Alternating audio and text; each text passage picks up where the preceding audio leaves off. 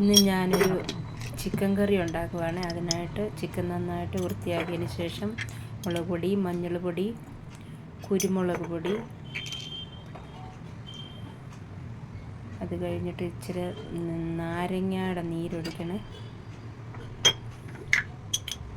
ഉപ്പ്, ഇച്ചിരി വെളിച്ചെണ്ണ. നമുക്ക് കുറച്ച് നേരം പുരട്ടി വയ്ക്കാമേ. അപ്പോൾ ചിക്കന് മസാലയൊക്കെ പിടിച്ച് കുറച്ച് നേരം ഇരിക്കും. ഒരു അരമണിക്കൂർ വയ്ക്കുന്നത് നല്ലതാണ്. അപ്പം അതിന് വേണ്ടിയിട്ട് ഞാൻ അതിൻ്റെ അരപ്പുണ്ടാക്കാൻ വേണ്ടിയിട്ട് ഞാൻ തേങ്ങയും ഉള്ളിയും ഇഞ്ചിയും പച്ചമുളകും കറിവേപ്പിലയും വെളുത്തുള്ളിയും എല്ലാം കൂടി ഇട്ട് വഴറ്റുകയാണ്.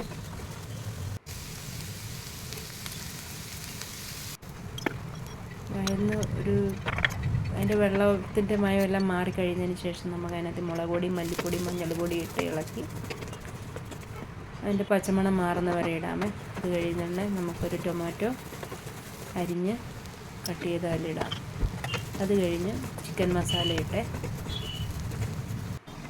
അത് കഴിഞ്ഞ് നമുക്കത് മിക്സിക്കകത്തിലിട്ട് നല്ലതായിട്ട് അരച്ചിടും.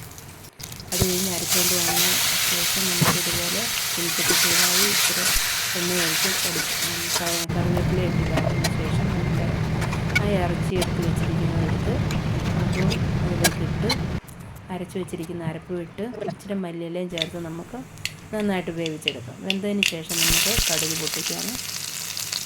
കടുകിട്ട് ചെറിയുള്ളി അരിഞ്ഞ് ഇത്തിരി കരിവേപ്പിലയും കൂടി ഇട്ടതിന് ശേഷം ഫ്രൈ ആയിട്ട് നമുക്ക് ഒരു ശകലം മുളക് പൊടി അതിലിടാമെങ്കിൽ കറിക്കൊരു നല്ല നിറമുണ്ടാകും. ഇതുപോലെ ഇട്ടതിന് ശേഷം നമുക്ക് കറിയിലേക്ക് ഒഴിക്കാം. അപ്പോൾ ഈ ഒരു കളറിലൊക്കെ കിട്ടും. അപ്പം ഇതിഷ്ടമായെങ്കിൽ എല്ലാവരും ലൈക്ക് ചെയ്യണേ, സബ്സ്ക്രൈബ് ചെയ്യണേ. Thank you for watching my channel.